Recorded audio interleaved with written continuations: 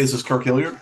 Hey, this is Rusty Bird. It's the Kirkenberg Show. We're going to give you our top 10 high school football teams in Northern Virginia. And that Northern Virginia area covers 703 and 540 for those of you paying attention out there. And this was the end of the regular season. So this is based on 9 or 10 games, depending on how many you were able to get in. And this is our opinion, but it's not just what we believe. We've talked to a lot of different folks out there in the media. We've talked to other people that just love high school sports, and we've gotten opinion and feedback from others. But Kirk, why don't you tell folks where they can find us, and then we'll jump right into our Kirkenberg top 10. Yep, thanks, Rusty. So on YouTube, please subscribe to us, the Kirk and Bird Show, and follow us on Twitter at the Kirk and Bird. We want to promote a Facebook forum. We realize that's for our older viewers. The players aren't necessarily on Facebook. Some of them are. And that's a group page where you can make comments. We're putting content on there, and we're working harder and harder on it to get all the sports. We've been putting volleyball on there this week and a bunch of other sports. That's the 703-540 NoVA High School Sports fans page, and there's some college coaches that are fans of that. So, and lastly, if you want to find our podcast, we don't want to name all the other platforms that we're on because we're on so many, but just Google the Kirk and Bird Show, and you'll see all those and where they're available. All right, Russ. All right. Last week we went 10 backwards. Do you want to go? You want to do 1 to 10 because we may talk about games a little bit more. What do you? It doesn't matter to me. So. As far as we can start at number 1. That's okay. Fine. All right. Pretty much a consensus here. Rusty, number 1 is Freedom Woodbridge. They finished the regular season 9-0 and had some major victories along the way. One of the ones that didn't count towards going 10-0 was their play in their game against the Mathis that was officially not counted, just because that was the weekend of all the storms. They tried to play the rest of the game, but they couldn't get it all in. But Freedom Woodbridge with victories over Varina, everybody in the Cardinal District. They beat a DC team, Coolidge, that had won the state championship in their class last year. So they beat St. Michael's in Fredericksburg, that had won a state championship in private schools in Virginia. So they are definitely deserving of that ranking. And I going into the playoffs, I like Freedom to win Class 6, but a lot can change in the next 5 weeks with momentum and injuries. As we stated, that's the state championship game, and Freedom obviously would be home for the state semifinal. So we just wanted to put that out there. Number 2, this is a little different. South Lake Seahawks jumped up to number 2. They were number 3 last week. South Lake's 10-0. Rusty, you voiced your frustration, and we talked about the fact that South Lake's beat Madison and Vienna, but yet is still the number 2 seed, and will have to go to Madison High School for the regional final. I think the PowerPoint system is pretty good, but in this case, I just don't like that. I don't feel that it's appropriate or fair to the kids that they beat Madison head-to-head. Obviously, in that PowerPoint system, Madison may have had somewhat of a tougher system, but we've got South Lakes at number 2 and a dangerous team going into the playoffs. I don't know how South Lakes feels. I can imagine, but I would say this. It's not like they both finished 9-1 and South Lakes had a loss to somebody else. They finished 10-0 and beat Madison and beat them head-to-head, and they're still the number 2 seed. To me, that's pretty whack, but that's just how it played out. I think if I'm South Lakes, that gives me even more motivation. Because I don't care what formulas they clearly need to rejigger their formulas, but you got to give more weight to a head-to-head matchup if that's how things are coming out, and they have an extra victory. Madison played a tough schedule. Their non-conference with some really tough games. You know, they beat Stonebridge. They beat Lake Braddock. They beat South County. They did beat some quality opponents. South Lakes had weaker opponents. But just once you go head to head, you get, you know. And I feel like it didn't even play out that way when you look at some other regions. But that's just me talking. But in the first round, Madison will be playing Langley, and South Lakes will be playing Yorktown. I think South Lakes got a kind of raw deal. Yorktown is a pretty good program. Pretty good team. Yeah, I think that's a tough 2-7. I'm not saying it's going to be an upset, but that's what happens when you don't reward a team that should be the number 1 seed. Yeah, and that is slated.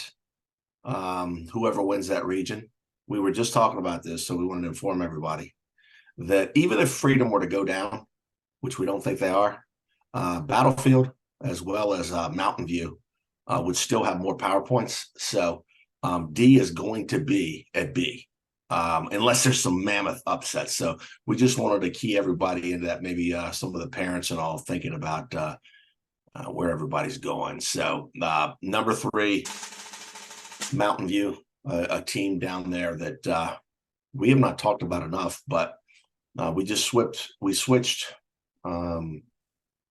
South Lakes and Mountain View. So Mountain View is at 3, and they're in that same region as Freedom Woodbridge, and they've got a path where they're probably going to be facing the winner of Battlefield and Patriot, and obviously that game would be at Mountain View, and then setting up for a regional final where Mountain View would be at Freedom. No real surprises there. Just real quick, Rusty, do you see any chance that the seedings won't hold in Region B, the Freedom Woodbridge and the Mountain View Battlefield? Yes. The only way I see the seedings now, so one, I think Mountain View has a pretty easy path to at least, let me just say, no, not easy path, but I think we shouldn't have much. Love you, Coach Robinette. Love you, Darren, Nathaniel. Y'all my dogs. But I don't think you all will beat Mountain View. They crushed you earlier this year in the first game of the year, and they beat you last year pretty bad. But I think Mountain View will advance. I'm pulling for you, Forest Park, but I'm just keeping it real. But after that, nothing's guaranteed. I see where, first of all, Patriot could beat Battlefield. They're replaying that game from last week. And as a number 6 seed, Patriot is a good team. I feel like Patriot could beat Mountain View. And then Freedom shouldn't have any problem with Potomac. I don't, that 4 or 5 Gainesville, Colonial Forge, I haven't seen Colonial Forge. I've seen Gainesville. I would assume that Colonial Forge will win that. I think Freedom should beat Colonial Forge, but it'll be one of their best tests from a Northern Virginia program. As far as any upsets, if we do get Mountain View Freedom, that's the only one I see where I don't even know how it would be an upset, because Mountain View is the number 2 seed and Freedom is one of the best teams in the state or the country. So upsets, I would say, could be Mountain View if they meet Freedom. And yeah. Number 4 is King George. King George is playing Hanover. After that, they're going to face the winner of Dinwiddie Eastern View. After that, they're slated as far as seedings to face Varina. And then after that, they would have to go through what looks like Phoebus to get to the state championship. So King George is going to get tested. Then number 5 is a team that is a staple up here in Northern Virginia. Okay, can I just make one comment on that? So when you look at Class 4, you just said it. There are definitely very good teams in Class 4 overall as a class, but that particular region is by far the toughest to get out of. The region with Phoebus, Phoebus, I would say Phoebus and War Hill. Okay. and they're 1-2. That's about it that I would say on the state level. In the region where you get a bye in the first round, I mean Tuscarora, Champ, Loudon Valley. That's probably the weakest. Let me just say that it's got less teams and less, I would say, less quality teams with quality wins.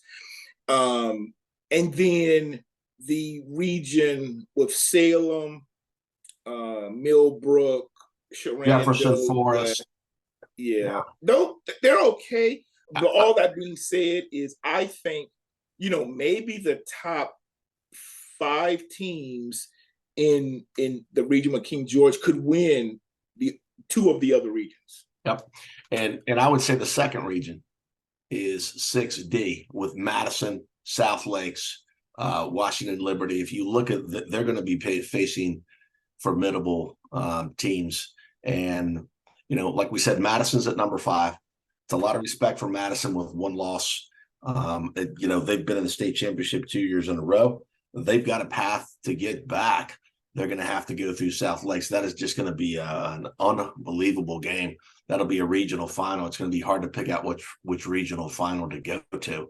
But they've got the home field advantage on that. Next is Battlefield. Woo! Haymarket.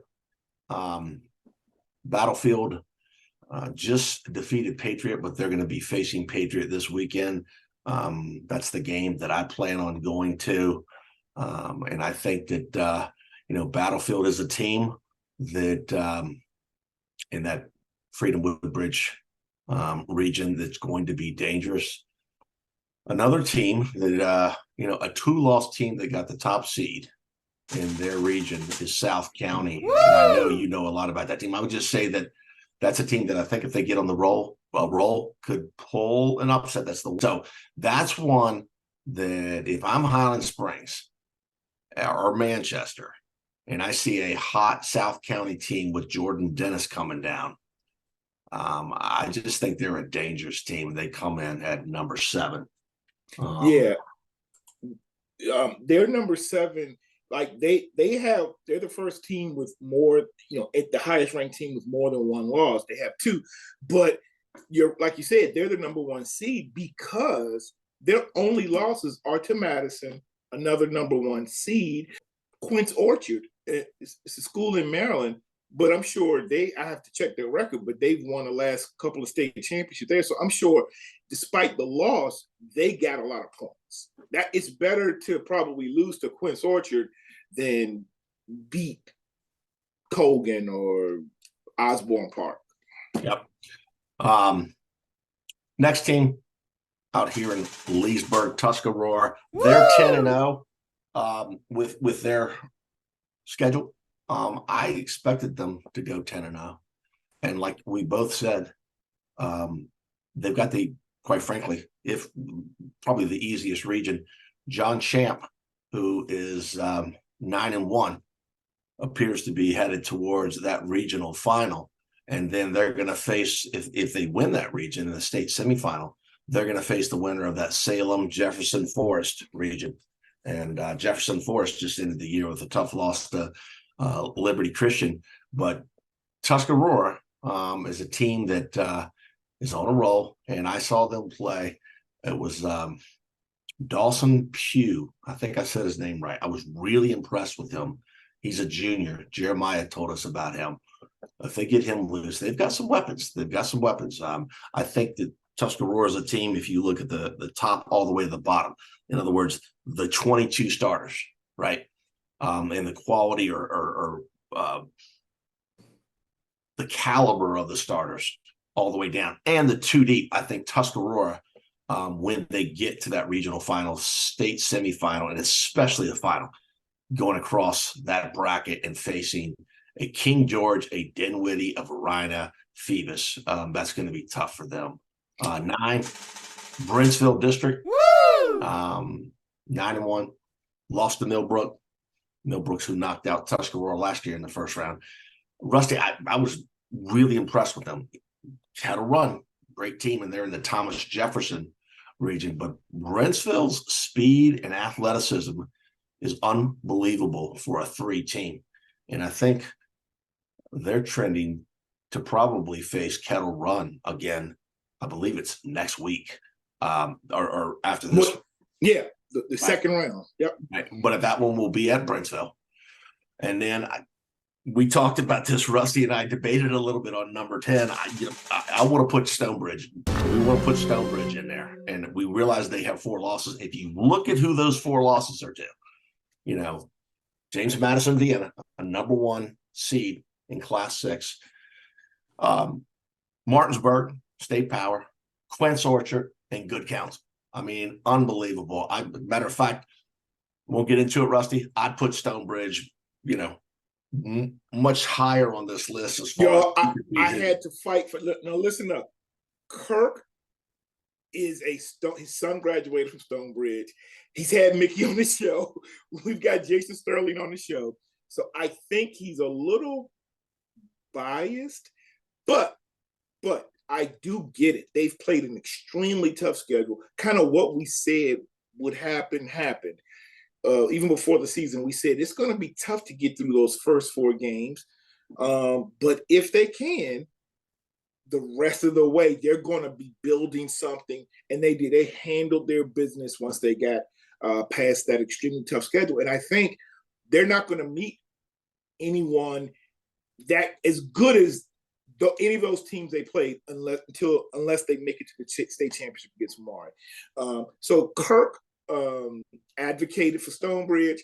I said, I get what you're saying. Let's hear what the fans have to say. But look, Lake Braddock, Champ, Colonial Forge, Liberty, Washington Liberty, West Springfield, Kettle Run, please let us know how you feel about that selection. Hey, Rusty just named are in contention, but we want to point out it's in no particular order. So you young people, you players that are watching this, the polls used to go by the number of writers, like in the AP. It's a bunch of writers that write, and they would rank those according to the number of votes. So it was kind of number 21, 22. No, this okay. Hold on, Kirk. You're right. We don't even put it in alphabetical order. But let's just say we were going to go our top 15. I was hoping Kirk Hilliard make 11 out of 1, 2, 3, 4, 5, 6. Okay, 6. Top 16. No, top 15 is somebody's got to get left out. They're not even in contention. Go. Who's your number 11 out of that group? Lake Braddock. Yeah, I would tend to agree. 12, I would take Colonial Forge. That's a team that's a little overlooked. They're probably mad at us that they're not in the top 10, but we're going to find out all about them real soon because their competition after the first round, is going to get deep. So I would take Forge, and these are very close, by the way. I would take Forge, number 12. And in number 13, I am sitting here saying West Springfield or Kettle Run. I'm just going to go with the team that I've seen. Kettle Run over West Springfield. That's almost a dead heat. Those are interchangeable. Kettle Run's a great team. They just got punched in the mouth and couldn't recover on that pick six against Brentsville. West Springfield is a team that they claim they're not getting enough respect, but they're going to get a chance to prove it in a region with Lake Braddock and South County. So everybody that doesn't think they're getting enough respect, they're going to find out real quick. And rounding that out, Rusty, would be Washington Liberty. Okay. Yeah, I pretty much agree. I have 11. I have Lake Braddock. At 12, I have Colonial Forge. At 13, I have Champ. Champ has really been going under the radar. They're 9-1, and they were a very good Class 6 team last year. They were Class 6, and they didn't move down 1. They moved down 2 classes to 4, due to enrollment. And they played in a tough district. Last year, the Cedar Run was much tougher than it is now. But, they had to play Battlefield, Patriot, a good Gainesville team. And some of the other teams like Unity Reed was much tougher last year, Osborne.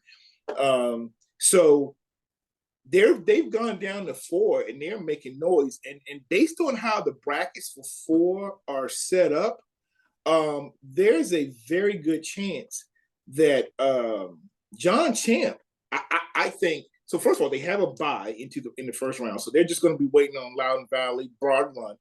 And from what I haven't seen Tuscarora, love Fletcher, Westfield, but I think John Champ wins that region, and You like them on Tuscarora? Okay. I think they beat Tuscarora. Yeah, no doubt. So their thing is they don't necessarily have a primary or dominant running back. So you're going to see a lot of running back by committee. They've got great athletes on the edge, and they're mixing things up a lot. The run pass option is more of the quarterback running, and they are a dangerous team.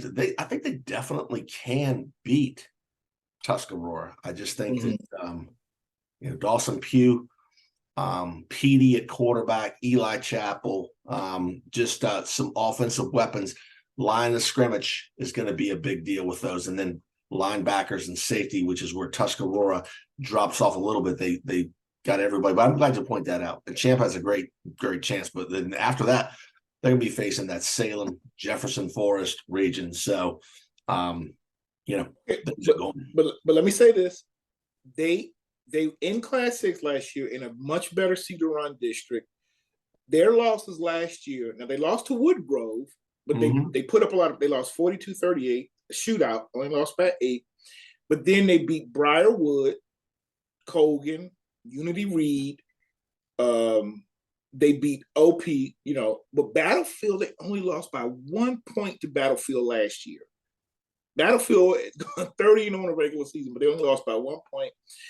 They blew out Gainesville. They only beat Osborne again. I told you this Osborne team last year was pretty decent. They were 4-6.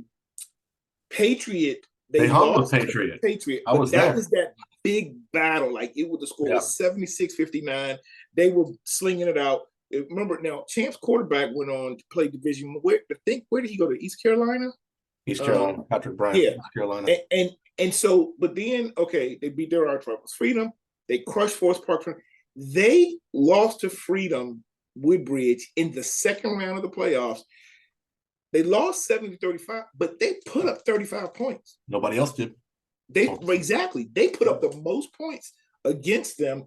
And so, I wonder if this path, especially the path they have to reach the finals, because the other side of the bracket is the toughest.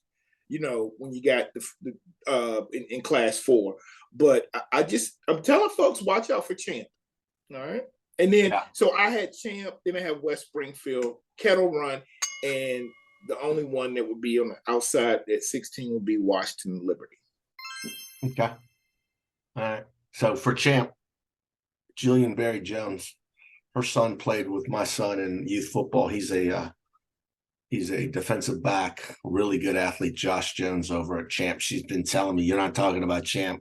We probably talked about Champ as much as anybody else in this episode. So there's some expectations now when we're talking about Tuscarora and John Champ. And I think that is going to be a dogfight. That's another regional final that's going to be hard to pass up. And that's very close because that'll be right here, probably the closest high school to me. So I will say this, next week, we're still going to have a NoVA top 10. And then probably keep going until everything's finished. But next week things will get very interesting because we're going to be able to really tell you about some of these teams, how good they are. Okay, and right before we sign off, Kirk, I got to ask you this: of all the teams in the top 10, not in contention, who would you see potentially losing and dropping out of the top 10? Based on this first round?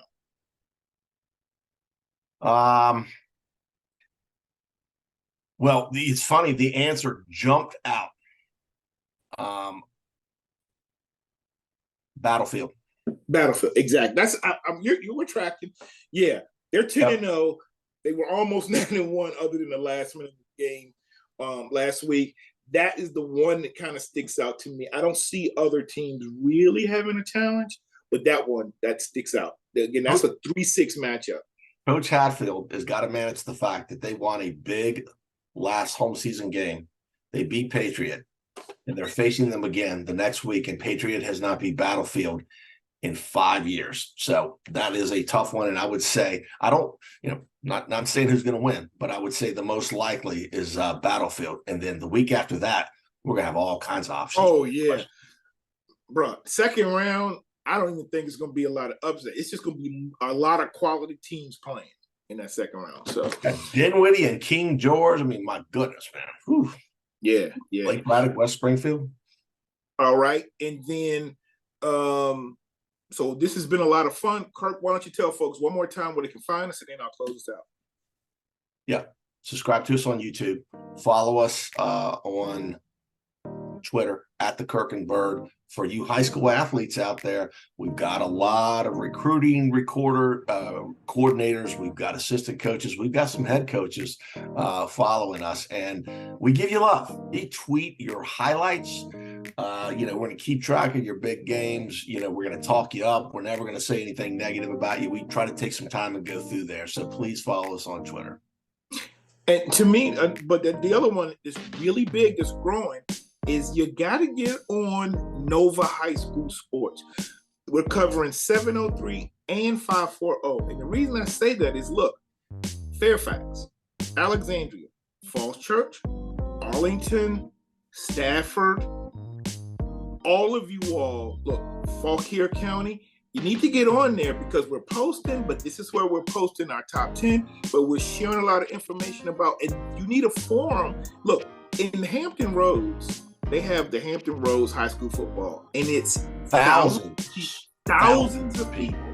Now, and the reason you got to join and be a part of this is because Prince William County is such an advocate and loves high school sports. They have 2 very active Facebook pages.